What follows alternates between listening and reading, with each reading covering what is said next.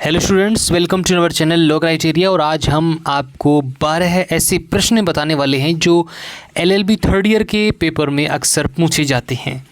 वे 12 प्रश्न बहुत ही इम्पोर्टेंट प्रश्न होने वाले हैं, बहुत ही महत्वपूर्ण प्रश्न हैं। पहले तो हम आपको प्रश्न बता देते हैं कि कौन कौन से प्रश्न हैं। पहला प्रश्न है इसमें, निश्चायक साक्ष्य क्या होता है? निश्चायक साक्ष्य किसे कहते हैं? दूसरा प्रश्न है, पहला प्रश्न वापस बोल देते हैं कि निश्चायक साक्ष्य क्या होता है। दूसरा है, साक्ष्य विधि न्यायालय आधारित है, इसे स्पष्ट कीजिए। तीसरा प्रश्न है, रेस जेस्टे से आप क्या समझते हैं? चौथा प्रश्न है, स्वीकृति की परिभाषा दीजिए। पांचवा प्रश्न है, लोक लक्षी निर्णय एवं व्यक्ति लक्षी निर्णय क्या होता है? छठा प्रश्न क्या है, सिविल एवं आपराधिक कार्यवाहियों में साक्ष्यों की अधिकतम संख्या क्या होती है? छठा प्रश्न। सातवां प्रश्न है, सूचक प्रश्न क्या है, यह कब पूछा जा सकता है? आठवां प्रश्न है, द्वितीयक साक्ष्य किन परिस्थितियों में ग्राह्य होता है? नौवां प्रश्न है, पक्षद्रोही साक्षी किसे कहा जाता है? 10वां प्रश्न है, साक्षी की साख पर आक्षेप कैसे लगाया जा सकता है? 11वां प्रश्न है, विशेषाधिकृत संसूचनाएं व सूचनाएं क्या होती हैं? 12वां अंतिम प्रश्न है, न्यायाधीश की गवाही से प्रश्न करने की शक्ति का विवेचन कीजिए। ये पूरे 12 प्रश्न हैं जो कि बहुत ही इंपॉर्टेंट प्रश्न हैं, जो कि एलएलबी थर्ड ईयर के साक्ष्य विधि में अक्सर पूछे जाते हैं। इसमें सबसे पहला जो प्रश्न था उसके बारे में बता देते हैं, उसका उत्तर आपको कैसे देना है। ये शॉर्ट प्रश्न जो आते हैं, जो आपके जैसे कि निम्न में से 4 का उत्तर दीजिए, इस प्रकार उनमें ये प्रश्न अक्सर पूछे जाते हैं। ये 12 प्रश्न हैं जो कि अक्सर लगभग इनमें से आपके हर बार जो एग्ज़ाम में आते हैं उनमें से ये ज़रूर मिलेंगे। तो आपको पहले प्रश्न का उत्तर देते हैं कि निश्चायक साक्ष्य क्या होता है। भारतीय साक्ष्य अधिनियम 1872 की धारा 4 के तहत जब किसी तथ्य को विधिक रूप से किसी अन्य तथ्य का निश्चायक प्रमाण घोषित किया गया हो तो न्यायालय उस प्रथम तथ्य के स्थापित हो जाने पर उस संबंधित अन्य तथ्य को स्वतः सिद्ध मान लेगा। अब आपको दोबारा से समझना है कि भारतीय साक्ष्य अधिनियम 1872 की धारा 4 के तहत जब किसी तथ्य को विधिक रूप से किसी अन्य तथ्य का निश्चायक प्रमाण घोषित किया गया हो तो न्यायालय क्या करेगा, उस प्रथम तथ्य के स्थापित हो जाने पर उसे उस संबंधित अन्य तथ्य को स्वतः सिद्ध मान लेगा। ऐसे मामले में प्रतिपक्ष को उक्त तथ्य के खंडन हेतु साक्ष्य प्रस्तुत करने की अनुमति नहीं दी जाती है।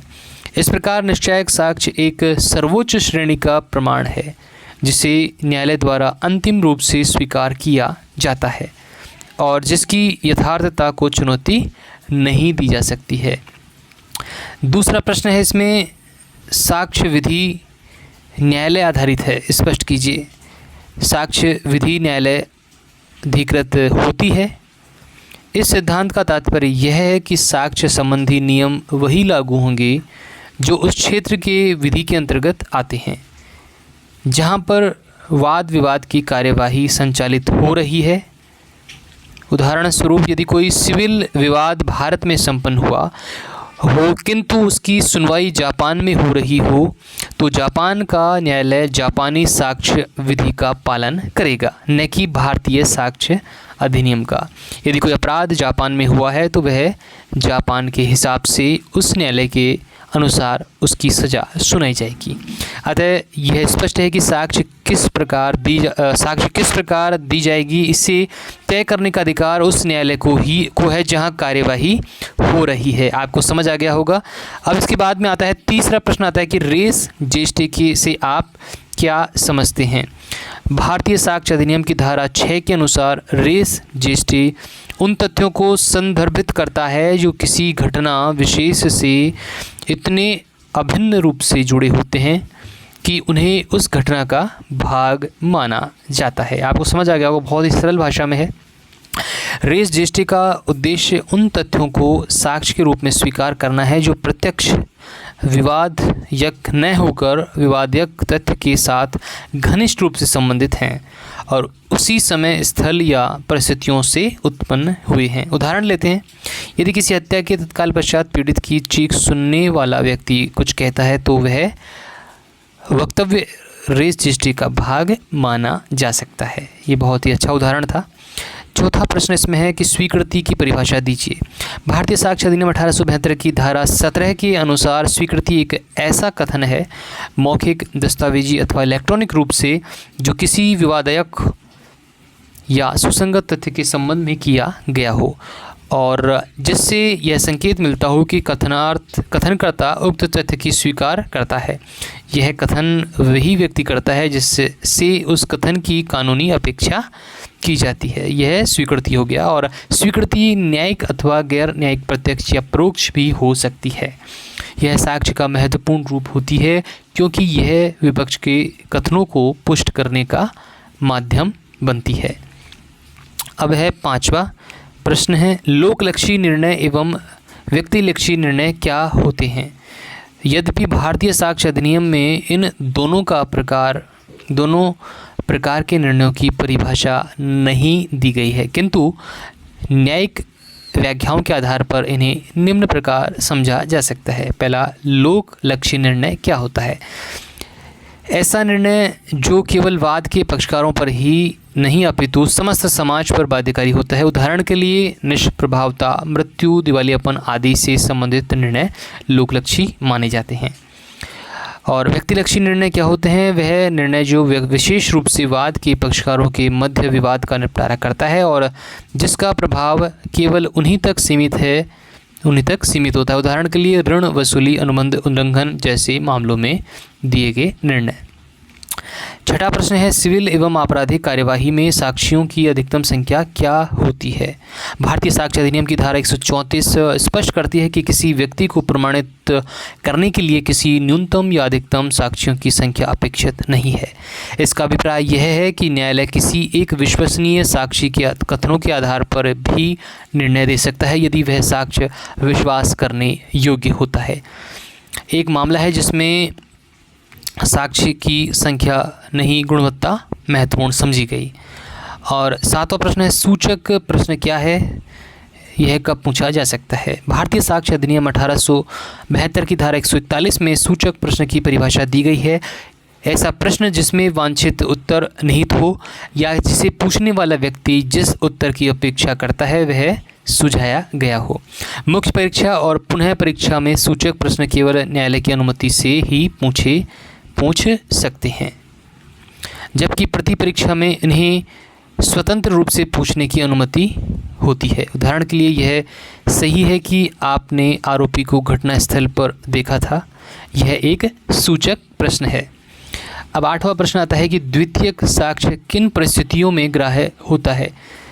मतलब द्वितीय जो साक्ष्य है किन परिस्थितियों में ग्राह्य होता है। साक्ष्य अधिनियम में वर्णित परिस्थितियां जिनमें द्वितीय साक्ष्य ग्राह्य होता है निम्नलिखित हैं।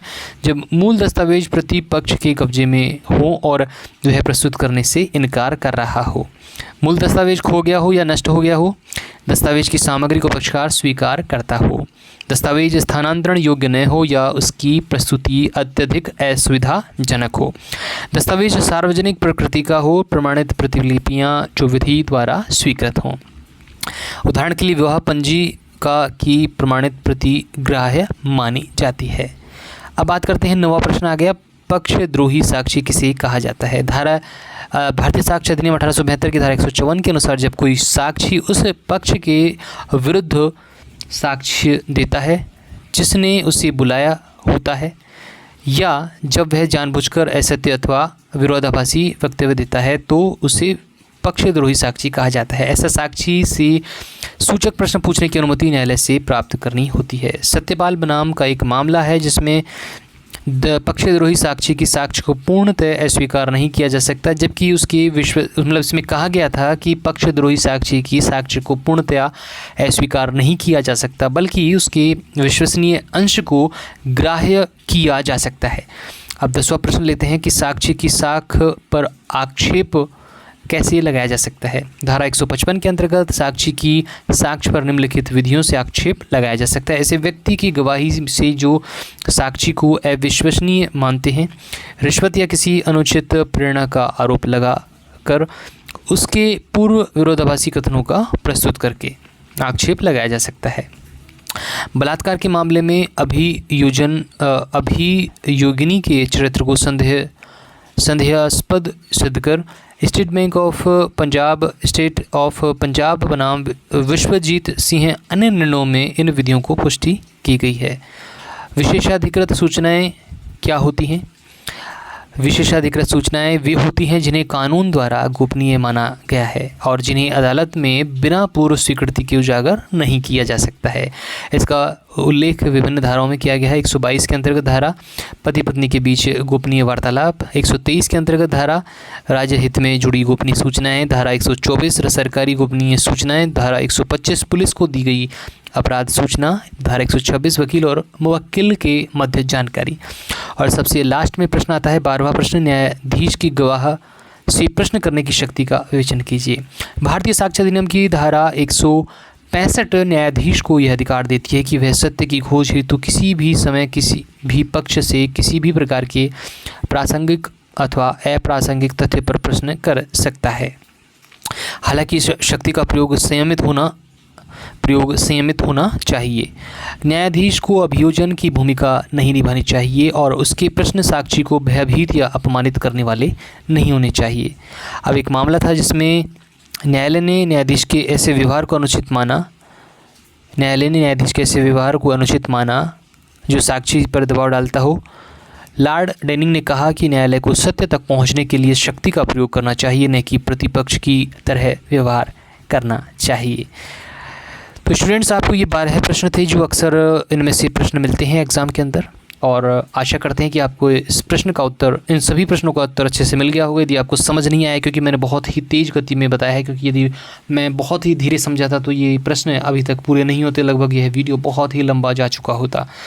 आप इसे रिपीट करके देख सकते हैं वीडियो को, आप इसको नोट डाउन भी कर सकते हैं। आपके एग्ज़ाम में जो 4 प्रश्न होते हैं उनमें से 3 प्रश्न करने होते हैं। इस प्रकार से कई प्रश्न आते हैं, उनका उत्तर आपको इस प्रश्न में मिल जाएगा। और ये 12 प्रश्न हैं जिसमें से एग्ज़ाम में हर बार कोई ना कोई प्रश्न आते रहते हैं, रिपीट होते रहते हैं। हो सकता है 2 प्रश्न मिल जाए, 4 प्रश्न मिल जाए, हो सकता है 1 प्रश्न मिले, लेकिन आपकी हर बार इनमें से प्रश्न रिपीट होते रहते हैं। आशा करते हैं आपको ये वीडियो आपको समझ आया होगा, और मिलेंगे आपसे अगले वीडियो में नए प्रश्न के साथ।